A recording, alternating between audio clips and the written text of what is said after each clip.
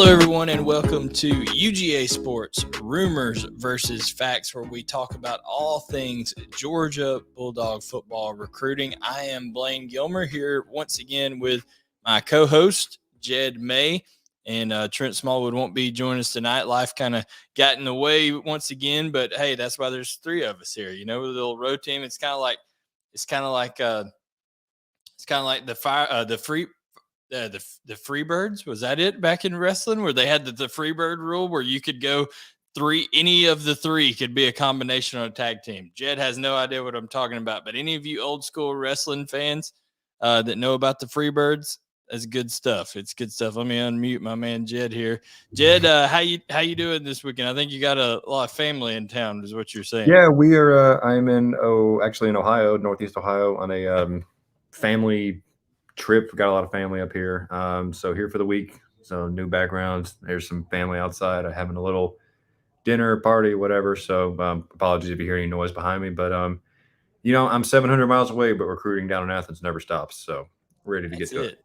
Look at Jed putting in the work. That's why he's been brought in on like the national side over there. He is not. He's in Ohio right now doing the show. So it's good stuff. Well, Jed, like you said, the recruiting does not stop. Georgia is still hitting. There we go. Fred F. The fabulous Freebirds with Michael Hayes. That's right. That is right. So Jed and I, 2/3 of the Freebirds here on this show with Trent Smallwood out. But appreciate everybody tuning in. If you don't already, go ahead and hit that subscribe button for us. We really appreciate it. A lot of people that watch this show, a high percentage of you aren't subscribed yet. My question is why? It's free. Hit that button for us. We really appreciate it. And hit the notification button. That way you get notified anytime we go live, anytime Coach Donnan and Roddy and Dane, Paul and Ben on the call-in show like they do on Sunday night. So a lot of content that goes live on here. You want to make sure you get those notifications, subscribe, and hit that little bell to turn on notifications. So we always appreciate that. But, Jed, there's been a lot of developments here going on. We've been talking to guys. You've been going out to track and field events and seeing Georgia football targets doing their thing on the track. So, talk to us a little bit about that, seeing some of these high-profile guys on the gridiron getting to display their athleticism on the track. Yeah, well, I should start by saying, first of all, I've never been to a track meet, period, let alone a state championship track meet with guys with that level of, athleticism. So Thursday, I went and saw Vic Burley compete in the shot put and discus. He finished, I believe, what did he tell me, 5th, I think, in the state in discus. Just missed out on the finals in shot put, but just a very he's a well put together dude. I mean, he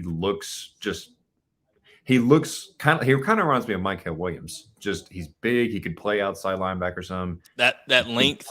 Yeah, length. I mean, he's got the ability to play with his hand in the dirt or off the edge.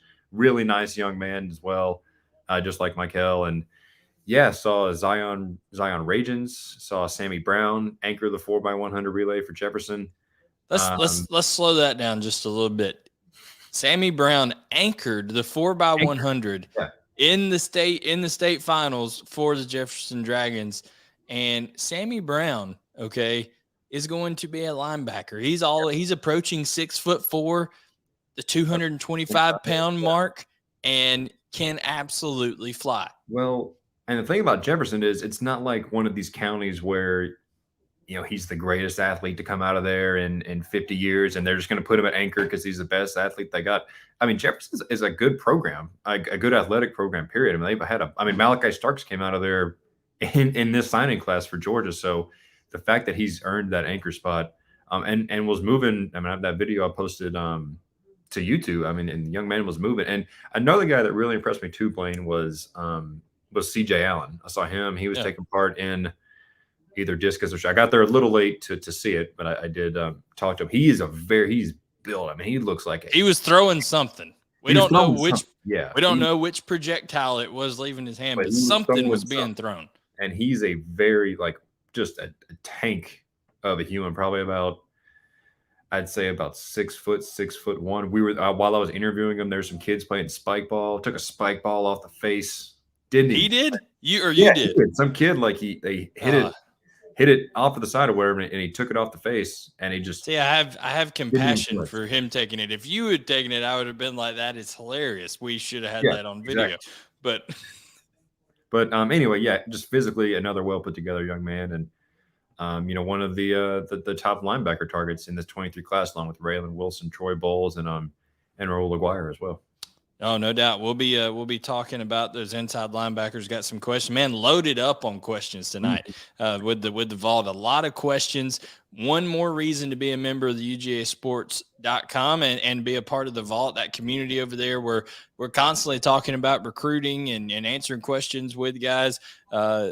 And heck, there's people here bringing their expertise. They know people, things like that. So the vault is a community that you definitely want to be a part of if you love talking about Georgia football recruiting. We're always over there, and of course Dash and Roddy and all the guys, Patrick, everybody, Jed at times too crosses over and does team stuff. So a lot of stuff going on there with the team side as well. So Jed, we're about to enter into official visit season, right? We've got a couple of big official visits.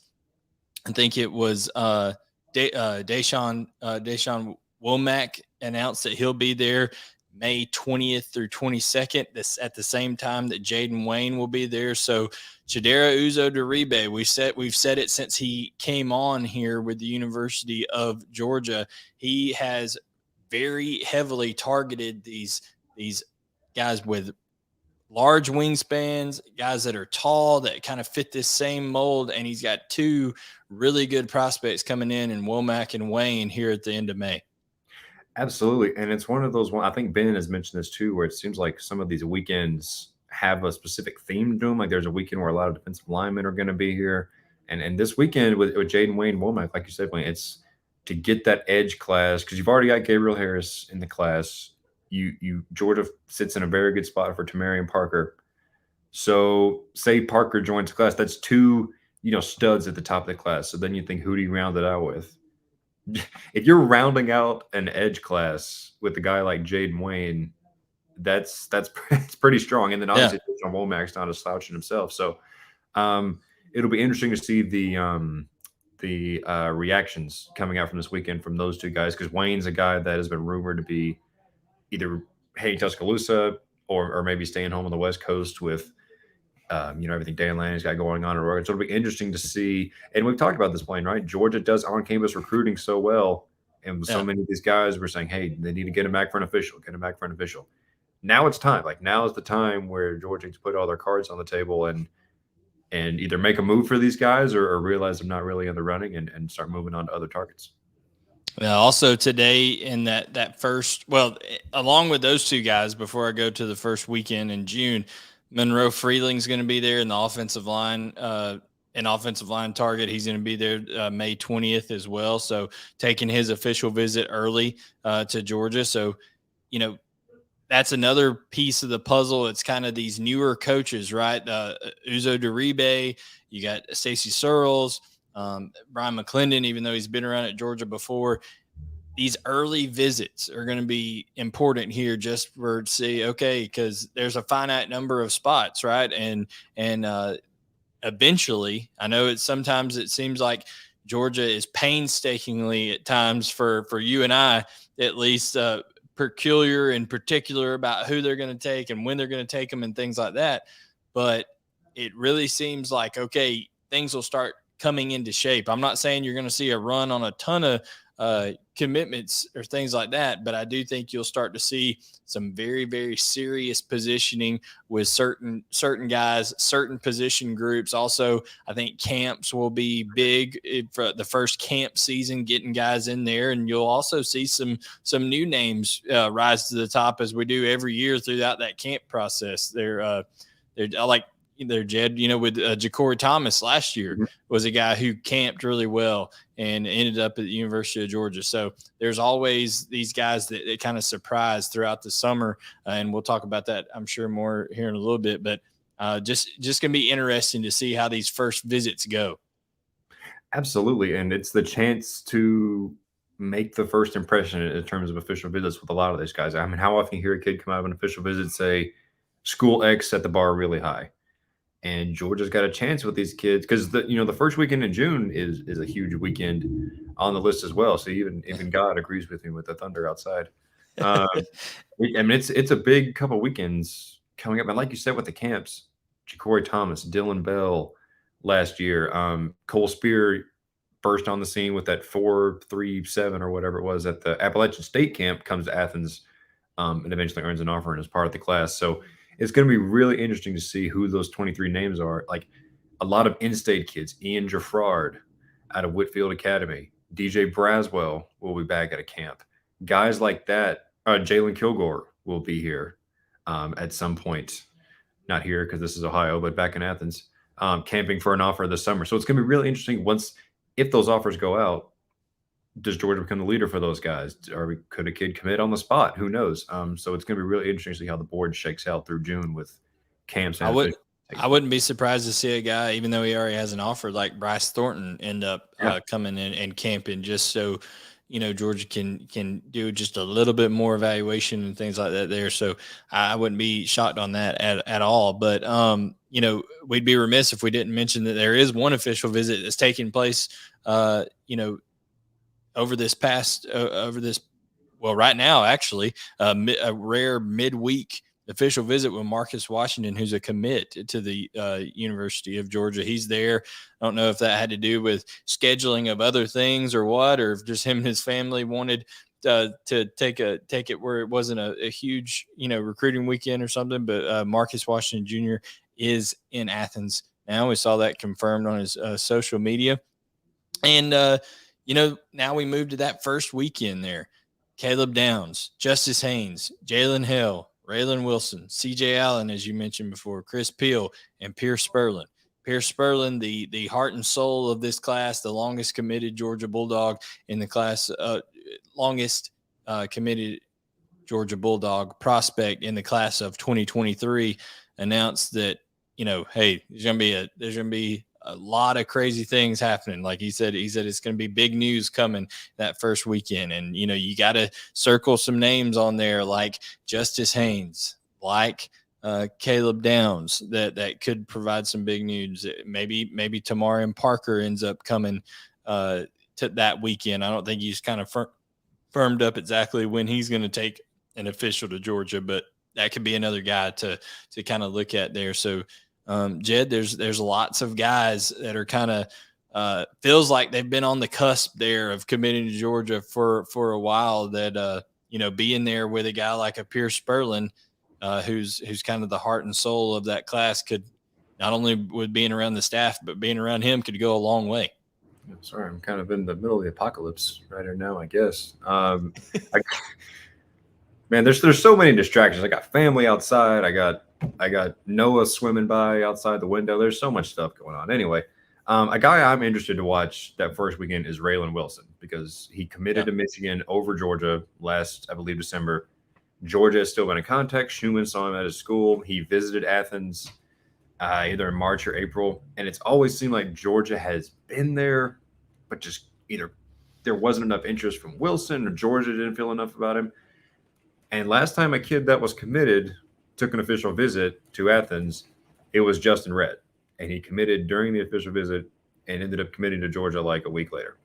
So I'll be very interested to see if June, that week after that first official visit. Well, and two, commitment from Raylan Wilson. Maybe. I mean, too. And then, undoubtedly, with him being committed to Michigan, there will probably be TVs that are playing the Orange Bowl massacre of the Wolverines. Very strategically placed throughout through the weight room and all that. Kirby's like standing right here, and over his shoulder, it's just a replay of Georgia just dismantling Michigan. Those trucks you see on social media where like people have TVs taped to the back and they're replaying stuff. I wouldn't be surprised if Kirby has like an iPad taped to his shirt with the arms just playing. Dude, they ride around the recruits in those black SUVs. So who's to say that there doesn't happen to be one of those TVs that you see in Las Vegas that has been rented out for the weekend, and everywhere Raylan Wilson goes to get in his black SUV and go, he just sees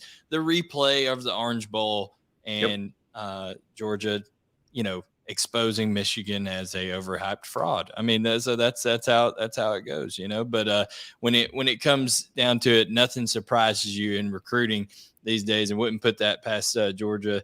But we talked about positions grouping and things like that. Raylan Wilson, CJ Allen, that's two of the major inside linebacker targets there in this class. So like you said, like Ben was saying, some themes emerge throughout these visit weekends. It seems like some edge guys kind of coming late in May, early June. You start to see the interior linebackers and inside linebackers, and that probably is strategic, right? So Schumann and Chidera Uzo-diribe can kind of tag team these guys, right? Can kind of all put their focus on a certain position group. I was going to say CJ Allen is also going to be there that first week of June. Yeah. So I was looking. I'm lazy and taking a vacation, so I haven't written a story yet. But he told me at the track meet the other day that he's going to be in Athens. So like you said, there's going to be a lot of talent in Athens at first, just like that first weekend last year. Remember when June 1st opened and the extended COVID dead period, ended, everyone flooded in. And I think now, obviously, it's not the same because school's been hosting prospects for the past year. Well, that was the iconic picture, I believe, of it was Oscar Delp, Branson Robinson, Denylon Morissette, all these guys that would go on to commit to Georgia. They ended up committing out of that group. I think the only one that didn't, that was there on that in that picture, was Kojo Antui. Fun fact on that: Troy Bowles was also there and in that picture as a junior on a visit. So hey, it got out there. It was what it was, but he's another inside linebacker that Georgia's after here in the class of 2023. Famously, the son of Todd Bowles, who is now the head coach for the Tampa Bay Buccaneers. And Trent and I talked about last week, Jed, that, with the coming off the NFL draft and all these comments that were made by coaches and GMs and stuff like that, it's clear to see that Kirby Smart, other than maybe Nick Saban, and I'm saying maybe because Kirby does things differently than Saban does to a certain extent, is the most respected coach in college football right now by those guys. They trust that program to develop talent that they're going to accept into their programs as well. So I think that could be an interesting dynamic there. Absolutely. Well, not only that, with Todd Bowles, he was in Athens for pro day this year, so he got to see Nakobe Dean, Quay Walker, and Channing Trayvon Walker. Yeah, you got to see Trayvon Walker go through some of those drills with the inside linebackers. I mean, obviously he would see those guys at the combine stuff anyway, but to see Athens and to see the facility, and that was right after spring practice started, so maybe he stayed and watched the practice and saw how they run things at practice. So there's no telling. I mean, who knows what it takes to get to the NFL as a defensive player than Troy Bowles, right? Yeah. With all of the experience his dad is. See, God agrees again. Absolutely. So, yeah. I mean, that's going to be a huge selling point just from that. I mean, all these kids want to go to the NFL, and Georgia's obviously got that as a huge selling point right now, especially at inside linebacker. For sure. And before this storm takes out Jed's internet or something, let's go ahead and get to some of these questions. We have a ton of them, a lot from our repeat questioners that are very loyal to the show. So we really appreciate that. Also, we will mix in some YouTube questions. So if you guys have any questions in the YouTube feed, go ahead and drop them in the comments. We really appreciate it. And like I said, guys, if you enjoy hearing Rumors versus Facts, if you enjoy Coach Donnin's show, if you enjoy the call-in show with Paul and Ben and all those guys, make sure that you hit the subscribe button. You give us a like, turn on the notifications for live when we go live. We really appreciate it. All right, Jed, we got our first question here from Mr. Sandbar Bathroom. Sandbar. I know I walked by Sandbar in Athens the other day, and I thought about Sandbar Bathroom.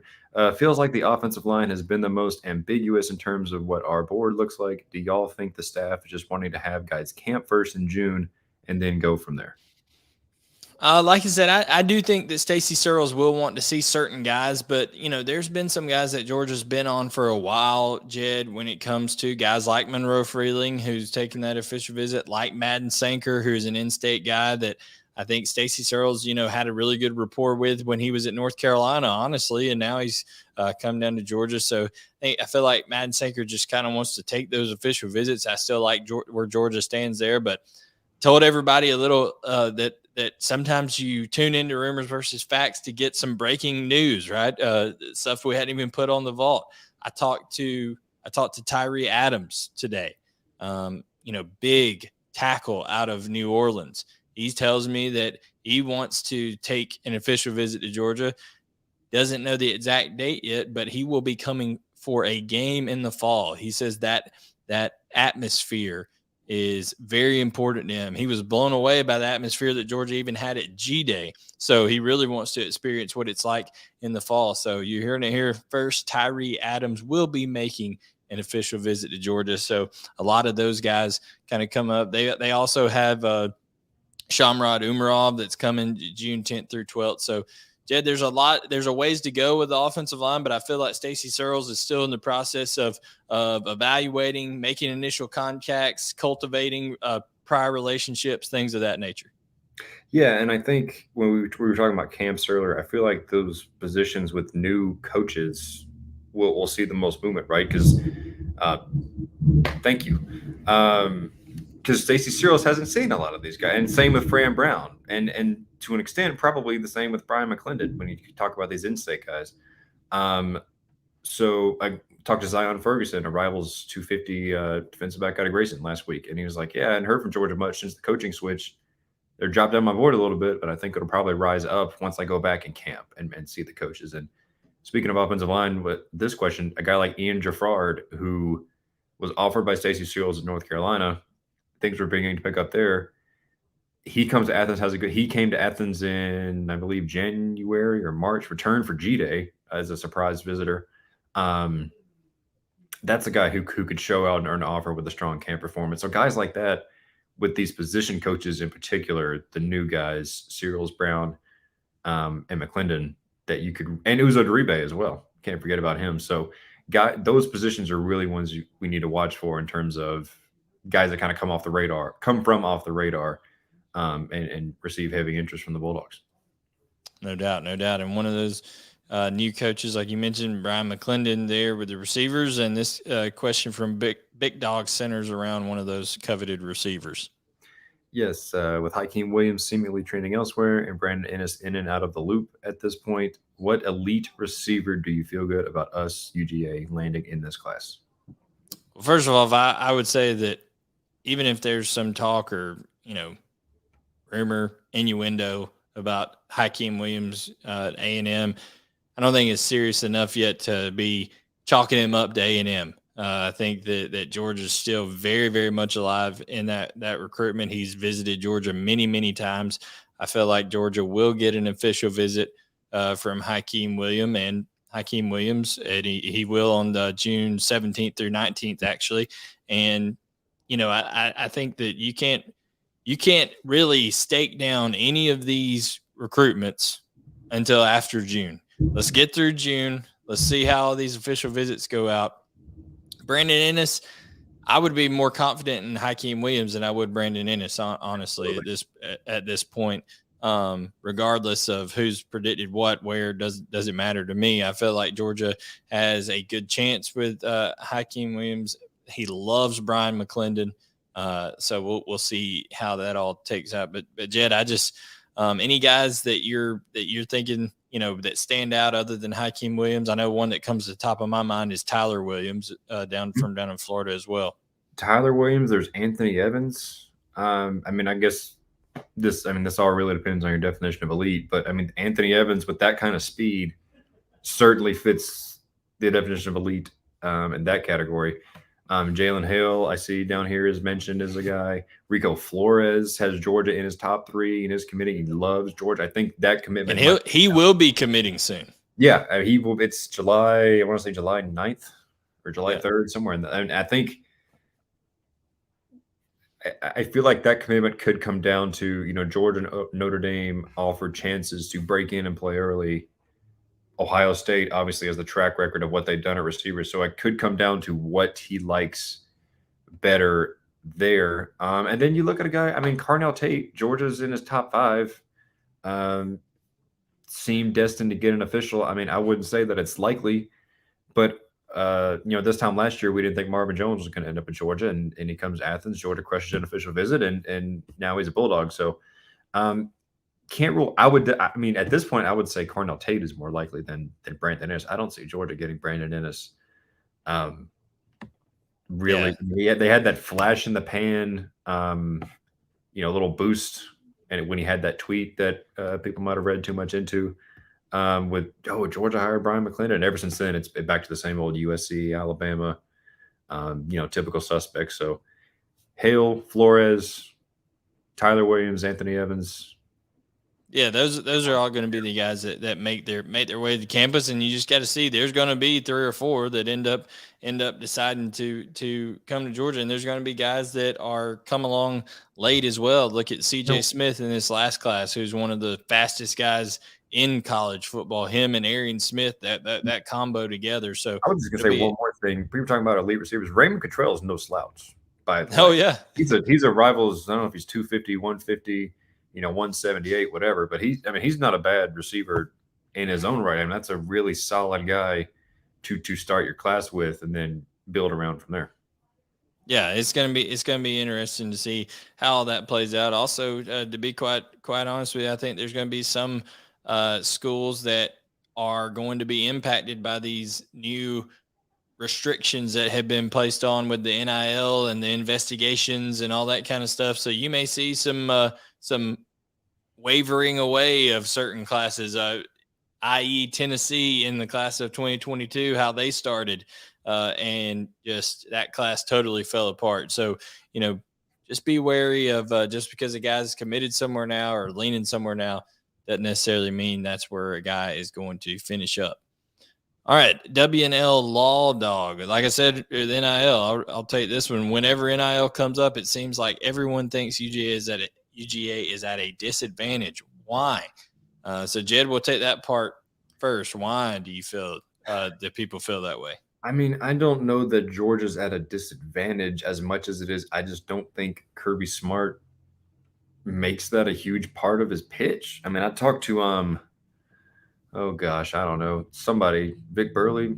I talked to somebody at one of these track meets at Grayson, and basically they were like, when you look at Georgia, NIL will come, but it's all about the development. I mean, that's what Kirby Smart's pitch is to these. And why shouldn't it be when you look at what they did in the NFL draft? But I think Georgia, if they really wanted to, I think they have the resources to give out NIL, or not. Georgia can't set it up, but we're splitting hairs there. But I just don't think Kirby Smart wants to make that a big part of his pitch, and he's not going to. I mean, if he didn't bend to that sort of pressure or whatever last year with the Wild West type thing going on, he surely isn't going to now. With, like you said, playing the new regulations and stuff. So I just think that Kirby Smart's got his message down with these guys in terms of NIL, and I think he's going to stick to it.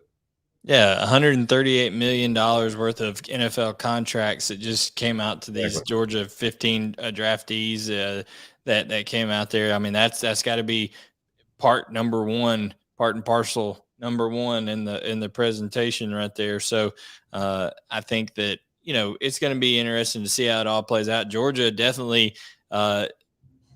Just because it's maybe not advertised the same way as some of these other situations that have become internet infamous, Georgia certainly has plenty of deals being struck with their players for sure. So they're marketable, and once success is team success begets success on the individual level, and that's what Kirby Smart preaches to those guys. So. I'm sure that Kirby loves to recruit. The reason Kirby loves to recruit is because Kirby loves the interaction with the high school coaches, the high school players, because Kirby's dad was a high school coach, a longtime high school coach himself. He fell in love with that part of the game. He said, you listen to Kirby Smart speak. He talks about all the time how he grew up watching high school football. He didn't grow up watching college and NFL football as much. It wasn't until he got in college that he really started getting recruited by colleges that he really started watching college football. So growing up in the state of Alabama, then moving to Georgia and things like that, he was all about high school football. So I think that gives him a little unique perspective on it, but it probably does skew his thoughts of NIL and things like that a little bit as well. But it's a necessary evil at this point. The genie's kind of out of the bottle, so we'll see how everybody makes the adjustments to it. But I think there is going to be a correction in this, not necessarily because of the teeth of the NCAA, because I think the NCAA is rather toothless in my opinion, but I think just overall there'll be a market correction and the way people go about doing things in this, especially with the havoc that the transfer portal and all this kind of stuff is going to wreak on all this kind of stuff. So it'll be interesting there. All right, Jay, we got another one here. Wow, that's a lot. It looks like a license plate. A6, A4, F18. Are we slow playing some recruits waiting to see what Arch, I guess that's Arch Manning, does? If he commits, do we shift to recruits that will follow him, basically an Arch and a non-Arch recruiting board? My answer to that is, obviously they're recruiting Arch Manning and they're going all in on Arch Manning, but they are no way slow playing other guys. The only people they would be slow playing is some quarterbacks like a Casey Wiseman or a Tyler Johnson, and they're up front with those guys. Now they tell them, hey, we're going to see what Arch Manning does, but anybody who's interested in the Arch Manning recruitment, they'll come and Georgia will listen to them at that point. But Georgia's not slow playing based off of Arch Manning's, especially at other positions. So there's not two boards there, in my opinion. What Georgia is slow playing, Jed, is that Kirby Smart was there when Nick Saban in Alabama started to take off, right? He was there when they won the first national championship and then saw what it took to win multiple national championships, and then has also seen, let's be quite honest, Nick Saban has had some culture issues in the last couple of years with guys that have had to go on to other places, Ajayi Hall and some of these other guys. So I think Kirby's very leery of that, okay? And he wants to make sure that the guys that he brings in are very much so Georgia guys, right? That they fit into to their team goals, philosophy, all that kind of stuff. So I think that's why I think Georgia is just overly particular at times. Yeah, and you mentioned it earlier. They're very particular about guys they take, they don't take, that they're going to keep in the class, all that kind of stuff. So yeah, but the notion of a Arch, I get why the question is raised, because he's the pied quarterback or whatever, and he's supposed to bring all these other recruits with him, and I'm sure some of that'll happen. I personally, I think that might be a bit over valued or hyped or whatever. But yeah, I think Georgia's pursuing these other targets on their board, independent of what Arch. Right now, recruits might be slow playing Georgia to see what Arch Manning does, or wherever he ends up. But as far as Georgia slow playing recruits, no, I don't think so. Yeah, it could be the other way around for sure. I know even guys like KJ Bolden in the class of 2024, he's got his eye on where Arch Manning goes, particularly because Georgia has made it clear that they want KJ Bolden to come as a receiver, whereas other schools have talked to him about coming to be a defensive back. Guys like I think Notre Dame, Cincinnati, other schools like that have mentioned they want a defensive back. Georgia says, if you come to Georgia, we want you to be a wide receiver, a playmaker. So that would make sense for him to say, okay, one of the perceived best quarterback prospects in a long time, a generational type guy in some people's opinion. That would make sense for him to look that way. So it'll be interesting to see how that plays out if and when Arch Manning commits to the University of Georgia. It'll be quite interesting to see the fallout of that nationally in the recruiting landscape. All right, Jed, here's another one from Harley Dog 80. Harley Dog 80, seen the future cast for Joenel Aguero to LSU. Is Georgia losing ground on him? Figured him to be in this class. Yeah, I think that future cast that Adam Gorney made of Joenel Aguero is a very low confidence future cast. It's one that he's not I don't think he's saying this is set in stone, but it's kind of a trend, a feeling that he's got in talking to Joenel. But I just believe that Joenel being a safety, the position that Will Muschamp and Kirby Smart played, they're not going to go down quietly in that recruitment. He's got the connection to Lewis Seen there, as well. They're from literally miles apart up in a small town in Massachusetts. So it'll be interesting to see, what ends up happening. But, got to get him back on campus for sure, Jed. We talked about on-campus recruiting being the strength. Got to get Joenel Aguero back for an official visit, which I'm sure he'll take one to Georgia. Yeah, I thought I had seen he was taking an official visit. Like he had already set a date, maybe not. But either way, like you said, Blaine, he's definitely going to take one. It seems like, and it could be another one of those things where there's been some position change and flux and all that kind of stuff, and then you get back to Athens for an official visit, and you're like, oh yeah, this is why those guys over at UGA Sports had a commitment article ready for me for a while in the old admin. So, like you said, LSU might be trend, and that might be true. Georgia trends for guys like Brandon Ennis, and he goes somewhere else. But I think Georgia. Well, and there's connections. There's connections on that Brian Kelly staff from Georgia, right? Cortez Hankton absolutely. had that. He was the other side of the ball, but he had that familiarity with him. Bobby Barham, who was the right hand man for Jamil Adai on the recruiting staff at Georgia, he goes over to LSU. Following Coach Hankton over there. So that plays a little bit into it too. And fun fact. Joenel Aguero and Brian Kelly went to the same high school. So, Brian Kelly's alum of what is the name of that high school up there in Massachusetts? The name escapes me, but St. John's up there in Massachusetts. But when it comes down to it, there's a lot of connections both places. But I think Joenel Aguero, like I said, you get him back on campus. Jog his memory a little bit of why Georgia was kind of looked to seem to be a leader there for a while. And but I do think it's a much more real possibility that he could go to a place like an LSU or Alabama than maybe it was back before the start of the year. But it'd be, like I said, it's all about these visits and seeing how it comes down on these official visits down the stretch here. All right, Jed, one of our favorite questioners, What's Up Dog, has a question. What's up, dog? King of the Caps. Your thoughts on which player might unexpectedly be a big surprise commitment in the 2023 class after Arch is off the board, of course, not necessarily at the QB position. Big surprise in the 2023 class. I'll say this, depending on how things go, let's say Justice Haynes commits early to Georgia. Let's say the official visit goes well. He is Georgia's legacy. He says, "Hey, I want to be a Georgia Bulldog." I know Ruben Owens is coming the 17th through the 19th. I guess that could be one of those situations that is connected to the Arch Manning situation. They're very, very close friends.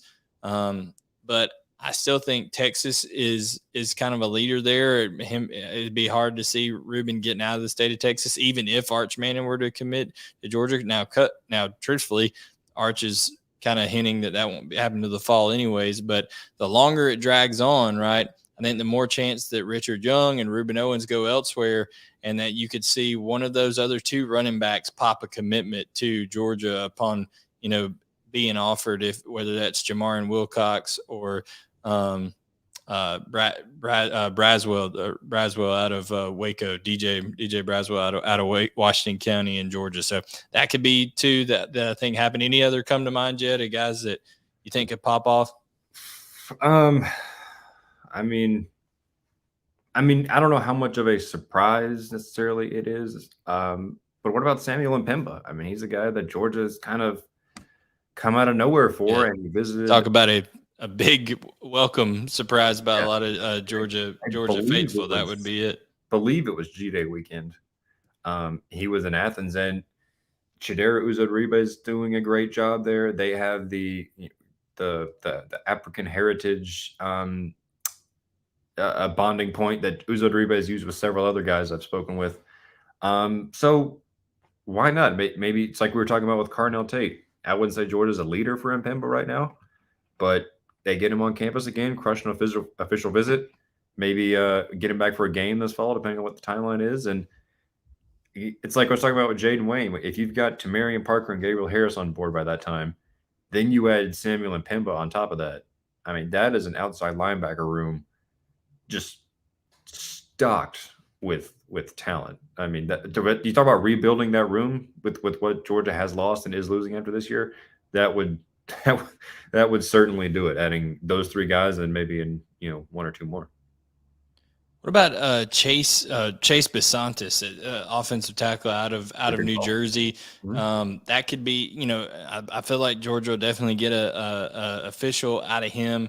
And when it comes down to it, he's got that connection with Fran Brown from his time up at Rutgers, knowing him there out of the New Jersey area. So that could be a guy that I think if Stacy Searels, gets him down there on an official visit, climate, shows him, his personal track record of developing linemen, Georgia's track record of developing linemen. I feel like that could be somebody that maybe comes through as well. So, that could be a little bit of a surprise, if you will, coming down there. So, and then who knows? I know we got Cody Ledoux here in the comments saying that Jaden Wayne is Bama or staying out west.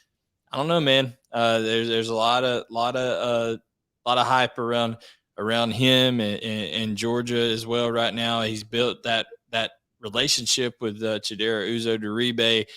They've really kind of revitalized that recruiting relationship, especially when it kind of went a little bit dormant when Dan Lanning was making his transition out to Oregon. So they're talking literally every day. And Kirby Smart's involved there. Heck, Kirby Smart FaceTimed Jaden Wayne right after Trayvon Walker gets picked number 1 in the green room out in Las Vegas and is talking to him. So I wouldn't count Georgia out for Jaden Wayne in the least. So that could be a nice little surprise for Georgia as well. All right, so that's from What's Up Dog. Jar 52. Who in your expert opinions which he must be talking to Jed because Jed's the Nashville guy, not me. Who is Georgia going after at inside and outside linebackers? Love your show. So, Jed, go ahead and list those inside linebackers that we talked about earlier, some of those guys that they're after. Yeah, I think there's CJ Allen, there's Troy Bowles, Raylan Wilson, Raul Aguirre as well. I think that's really – I feel like I'm missing somebody, but I don't think I am at the inside linebackers. And then outside, I mean, there's a whole range of guys. There's Tamarian Parker, there's Sam and Pimba, Jaden Wayne, who we've talked about a lot. Gosh, I'm missing somebody. I don't know. The point is, who am I missing, Blaine? I'm missing somebody at outside. Just think about that talent at the outside linebacker position, right? If Georgia just lands on a couple of those guys, okay? Yeah. Because you got Michael Williams, Marvin Jones Jr., and Darius Smith all in this class. Let me tell you something about Darius Smith, okay? He was on the 4x100 team that won the state championship out of Appleton County, okay? This guy looks like he could, reach from goalpost to goalpost on a football field. His arms are so long, and he's out there just running like a deer. He's throwing down, windmill dunks. One of the more underrated recruits, I think, in the class of 2022. So you have all that talent that's there. And then in the 2023 class, if you back it up with a Samuel Mpemba or a Jaden Wayne, one of those two, already got Gabe Harris on file there, as a commit. Who knows if Tamarian Parker comes on, a Kelby Collins, who's a different guy there. So there's lots of Nicholas Harbor, the freak of all freaks over there. So there's lots of guys. Georgia was up there. Of course, we mentioned Deshaun Womack, who's taking an official visit May 20th or 22nd. So there's more than we can count right now that are in that edge position type guy. Even Vic Burley, who's a bigger type guy that'll probably play more inside. He's versatile. He could in certain packages and downs and distance could slide out to a 5 technique, play that edge a little bit there. So it's going to be interesting to see where all these guys end up at the end of it. But I think Georgia's got a bunch of outside linebackers, edge position guys that they're after. And like we said, Redland Wilson, CJ Allen, Troy Bowles, all those guys in the middle there are options for Georgia at the inside linebacker position that I think they have a real shot at. Even Whit Weeks. Whit Weeks is, presumed to be LSU, that he could commit to LSU, especially with his brother having transferred there from Virginia. But he's an Oconee County guy, right? And he in Georgia and Glenn Schumann would love to see him stay in state and play inside linebacker. So that's another option that you could see there, inside linebacker. So great question there, Jar 52. We appreciate that. Jed, we got one from Ryan Dog here. Ryan Dog, a lot can change during the season, like getting Singletary, Humphrey, and Everett, who are all committed or leaning elsewhere. But how important is the month of June to this class?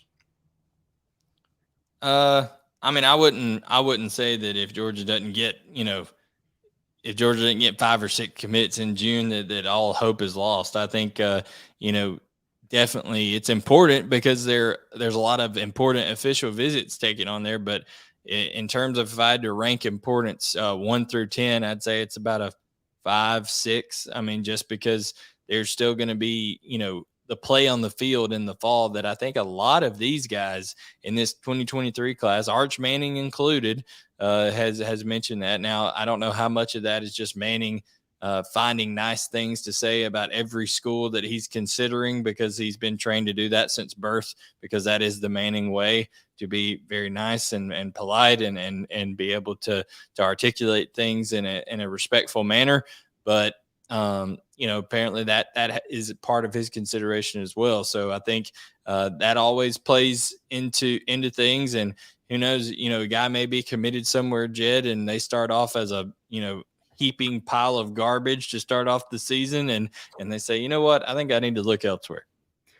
Yeah. And I feel like there's going to be a lot of, and I'm not calling out Ryan Dog here, I'm just saying, I think there's going to be a lot of comparing this summer to last summer. And last summer was such a unique beast coming off the COVID regulations and all that kind of stuff. A lot of those guys, okay, the class of 2022 hadn't been on campus in 2 years. So I hadn't seen Georgia since they were coming off their freshman years. Whereas these guys now in the 23 class have been able to take business in the past year. So I wouldn't be surprised to see Georgia land a couple commits, over the next few weeks. If they don't, I said I set the over under at 3.5. Yeah. I mean, 3.5. 3. Yeah. Over under 3.5. Drop your comments if you think over, you say over. If you think under. I'm setting the over under at 3.5. This is Vegas. You gotta tell us in the comments what you think. Does Georgia get more than 3.5, less than 3.5? So that you going 4 or are you going 3 or less on commits? Drop those in the comments. We'd love to see what you think. We'll pop them up on here for sure. So it's gonna be interesting to see how many Georgia gets this class. But Lee Good go downs. I don't know. Go downs. Go downs and over. Go Caleb downs. Appreciate you, Lee.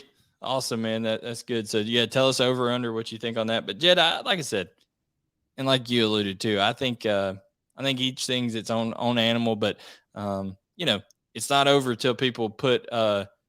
He says go downs. All right, appreciate it, Lee. So when you talk about when you talk about this class, I mean, as all classes, it's not over till they sign. Georgia can't develop wide receivers, is what Cody Ledoux says. Mary Hamby says over on the 3.5. So I do have a question here on the YouTube side from Shane Daniel. Is there a QB Georgia is looking at besides Arch, or do you think they'll end up looking at the portal at that time? So Jed, you would probably know more than anybody when you talk to Mr. Cason Wiseman, kind of explain that conversation to people. Yeah, he's a guy like you mentioned earlier. Georgia's upfront with him, saying, "Look, we're going to wait and see how Arch Manning shakes out." And he's a guy. It was interesting talking to him because last summer he said Todd Monken called him into his office after camping or 7-on-7 Athens. Like, look, kid, you're good, but at 175 pounds at the time last summer, you're not going to live in the SEC. So Kaysen said he's gained about 15, 20 pounds. He's added another inch, grown an inch since last summer. And he said he got up to Athens this spring, and the coaches were like, wow, okay, you kind of filled out a little bit. So that's a guy. I mean, Houston is heavily involved there. Virginia Tech is involved. And this is not, and I asked him this is not a case where the in-state guy grew up loving Georgia. If the Bulldogs offer, he jumps up. Well, he actually said he actually grew up an Auburn fan. His mother cheered at Auburn. So I think that's the guy Georgia would go after. But as the question alludes to, I don't think Georgia would be opposed to getting a quarterback from the portal and then really turning up the heat on these 24 guys like Julian Sayin, CJ Carr, Jaden Davis, all those guys, 24. Kamari McClellan has seen his interest pick up from Georgia recently. So, um, yeah, I would say of the guys left out there, I would say Case and Wiseman is probably the target after if Arch Manning goes elsewhere. I think so as well. But man, that 2024 class seems loaded, like you mentioned. Yeah. Oh my. Jaden Davis. This is if they land Case and Wiseman, do they come up front with them again and say, look, if you come here, we're gonna go hard after these guys in 2024, and does that cause them to go elsewhere? So, I would say portal is more likely than in my opinion. Because I don't see all the quarterbacks sticking around. Let's say Georgia lands Arch Manning, right? If Georgia lands Arch Manning, it's very unlikely that you're going to see Beck, Vandergriff, and Stockton all remain there after the next spring. I just highly doubt that. So who knows? There could be a kind of a supplementary quarterback addition. Let's say they miss on Arch Manning. Bring in a guy like Case and Wiseman. I still think you see someone transfer out after the next spring, and then Georgia would be even more likely to go and get a experienced quarterback to come in and at least be someone, if it's someone who has had some starting experience, but maybe struck out elsewhere or needed a senior change, a la Grayson Lambert. I know some people aren't going to want to hear that, but a lot of things like that. Sometimes you need an experienced, more backup type guy or a transition type guy. So it'd be interesting to see what happens in that effect. But yeah, that Arch Manning deal is gonna have a lot of impact. In NY Dog 34, does Arch Manning potentially pushing a decision into the start of season benefit Texas or Georgia? Up, Texas or Georgia more? Well, there's two ways of looking at it. Okay, the first way is, man, Arch is waiting until to see some games. He must be looking for a reason to give Texas some hope. Or you look at it and you say, man, Arch is really having to wait and see if Texas is just not going to be an absolute dumpster fire, so he can know whether he needs to consider them or not. So there's two ways of looking at it. I tend to look at it in the fact that, he knows what he has with Georgia. There's a lot of unknowns with Sarkisian, and do they look even a modicum better than they did last year, where they were just absolutely in disarray for most of the year. So, Jed, what's your opinion on that? Yeah, like I think you said it perfect. I think at this point, Arch knows what he's getting with Georgia. He knows what he's getting with Todd Monken, Georgia's offense. Georgia's just program as a whole. They're going to, is Georgia going to win a national championship this year? I don't know, but safe to say that Georgia's going to be one of the top programs in the country and, on down the line. But Texas, who knows what you're going to get with Texas, man. They're going to be ranked in the top 10 preseason probably because that's how Texas operates. And then who knows? Blaine, you've sent us their schedule. September 10th, Alabama. And Cody Ledoux, you're in here. You've been posting a bunch of Alabama stuff. You'll like this. September 10th, Alabama is absolutely going to do just a beat Unspeakable. down of Texas of biblical proportions. I mean, it is going to be ruthless and unadulterated bashing of Texas, I believe, by Alabama this fall. Who knows? Will Anderson, Dallas Turner could have 10 sacks combined in that game. I mean, Will Anderson's going to start his Heisman Trophy revenge tour right there by upending Texas's hopes early on. How about that as a second game of the year, Jed? If you're Quinn Ewers, man, it's Yeah, that that's you not what get to where you is get that to game? Is it in Austin or is it yeah, I in? believe so. I believe it is in Austin, but you get to ease into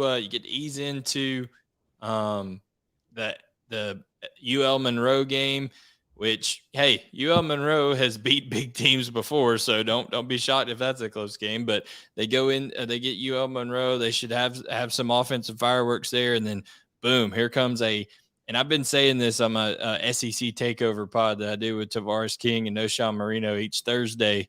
um, Hell hath no fury like a Saban scorned. Okay, and that Alabama team is going to come out for blood this year. I mean, they're really going to be focused, I believe, so, and have one of the most talented natural pass rushes on their front seven collectively. So it's going to be tough for Texas in that one. And then don't be surprised the next game that they have with UT San Antonio, who is the reigning, defending Conference USA champions that returns all five of their starters on the offensive front and their fifth-year senior starting quarterback. So Meep, not meep, an easy schedule to start off with.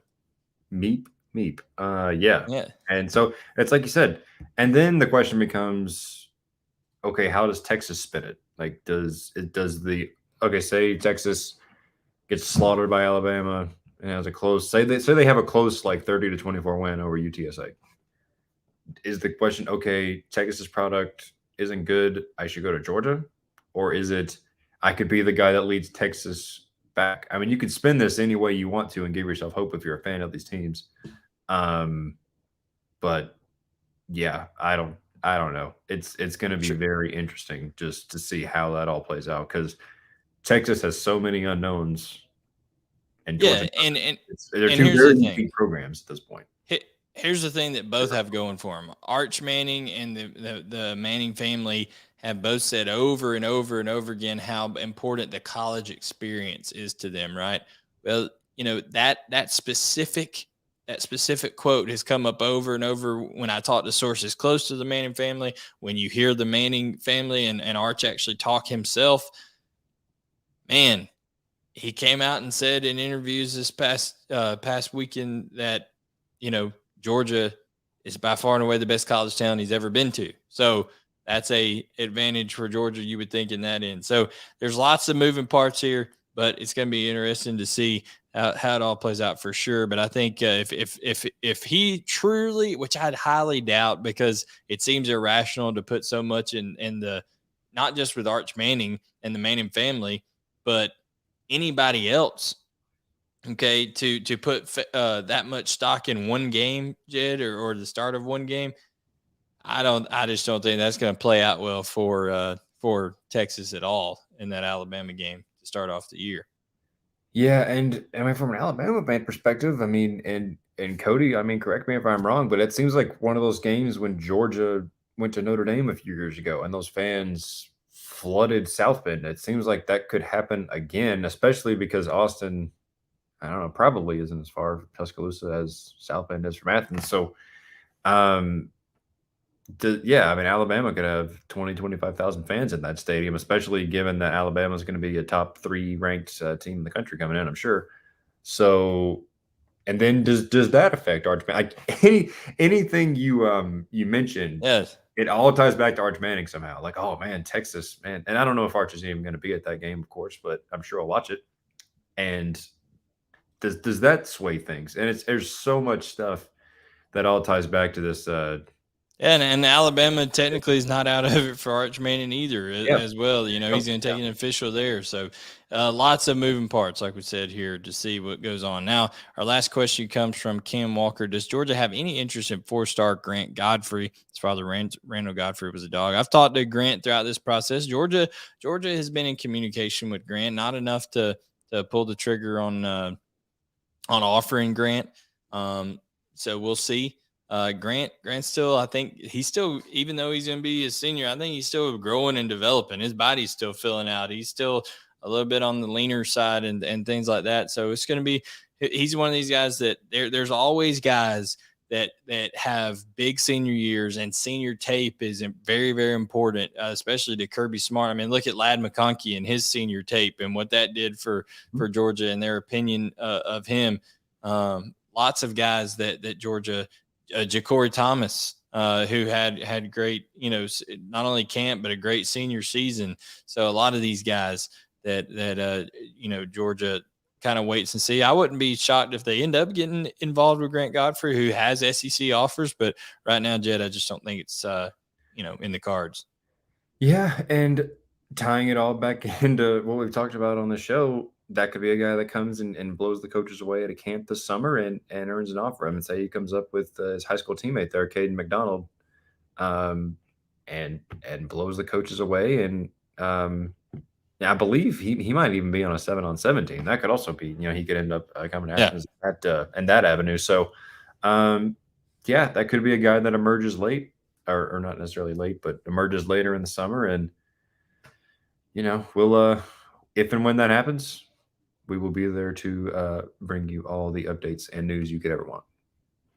No doubt. We always do. And here on the UGA Sports YouTube channel, we bring you all kinds of recruiting coverage, team coverage. So, guys, we really appreciate you joining us. If you haven't already, do us a little favor before we go here. Hit that subscribe button, turn on notifications, give us a thumbs up. Go ahead and like this video. We really appreciate you guys tuning in. We'll have the podcast version available tomorrow. You can go to just put UGA Sports in on Apple Podcasts, Google Podcasts, Spotify, whatever platform you use for podcasts over there. Subscribe there as well. It's all free. That's the great thing. And if you want to be one of the people who ask us a question, you can be a member of the UGAsports.com website, part of the Rivals Network. Guys, for my colleague, Jed May, I am Blaine Gilmer, and we will catch you guys next time on UGA Sports Rumors versus Facts.